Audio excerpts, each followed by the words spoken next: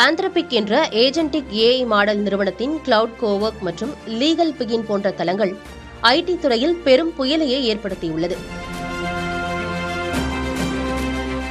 கணினியில் உள்ள ஒரு கோப்பை தானே திறந்து அதை தானே திருத்தி மேலதிகாரிக்கு மின்னஞ்சலில் அறிக்கையாக அனுப்புவது, அதாவது ஆரம்பம் முதல் இறுதி வரை ஒரு பணியை தாமே இத்தளங்கள் செய்யும்.